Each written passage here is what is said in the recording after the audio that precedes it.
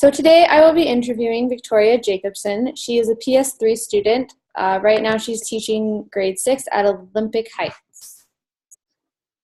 Hi, Dominique. Thanks for having me.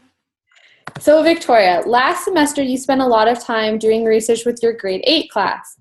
Computer searching is one area that I find students have difficulty with. Did you find this, and what techniques did you use to help them improve their research skills? I did find that my grade 8s had a lot of problems researching, as with my grade 6s right now. One thing that I did is I looked up lessons on teaching research, and Google actually has quite a few resources and templates for that.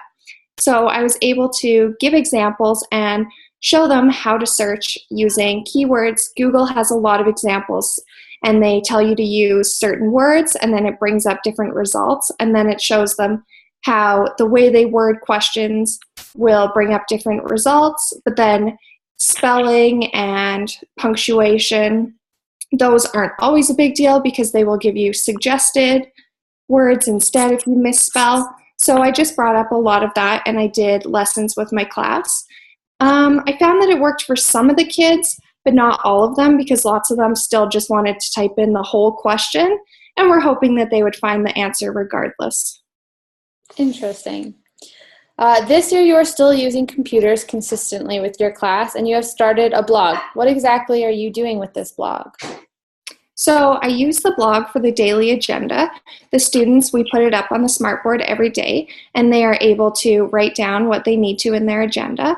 But also it allows me to put up slides, handouts, anything I need so that they can have those resources at home, and I don't have to print it off for all the students.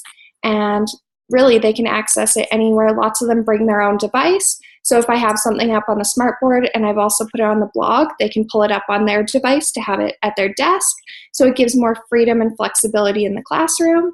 Also, a lot of parents appreciate it because I'll put up downloads if their student has messed up a project or forgotten something. Then the parents can just download it at home and reprint it for their students to work on. And they don't have to worry about missed or late homework assignments. I also have a window into our class, which is where students write once a week about what we're doing in the class, which shows more like transparency into our classroom and my teaching methods. How do you think this has helped your class? I think that it's helped my class because it allows more flexibility and transparency. The kids absolutely love that they can just go on and click on their homework or have it at their desk. Another thing is with the researching, because I found it difficult for them to know how to research, I would just put websites that I knew were good websites on the blog and hyperlink them, and then the students can go to the blog and just click on the resources that I have found for them, which eliminates having to type in long like HTMLs and worry about a spelling mistake or missing a period or something. They can just click on it, there's less class time wasted, and the resources are right there.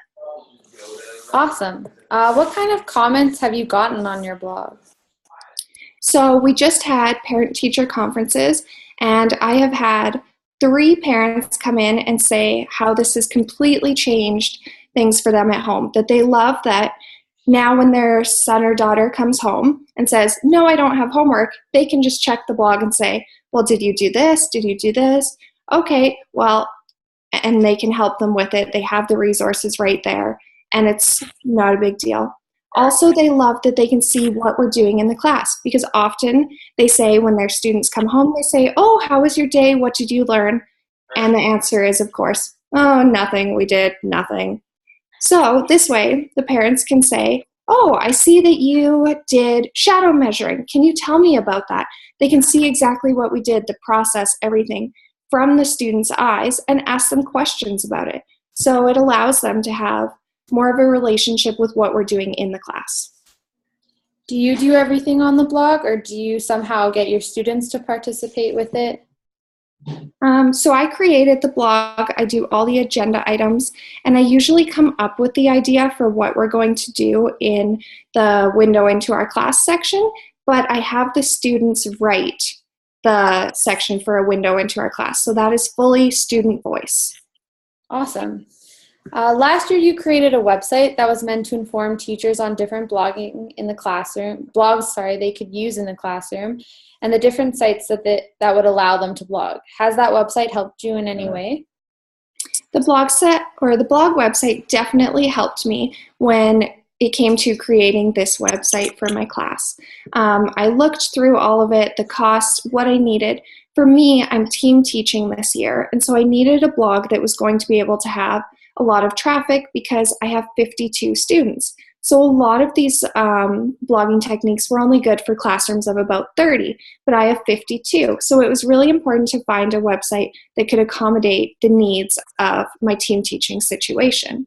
Also, because I'm with Calgary Board of Education, they have a document of websites that have been gone through and checked for privacy and everything, and that are allowed in the classroom. So comparing my website with the CBE list of websites that are approved resources, I was then able to pick the best one for me. Awesome. Thank you so much for letting me interview you today, and it sounds like you did a really good job with all your technology use in the classroom. Thanks for having me. Bye.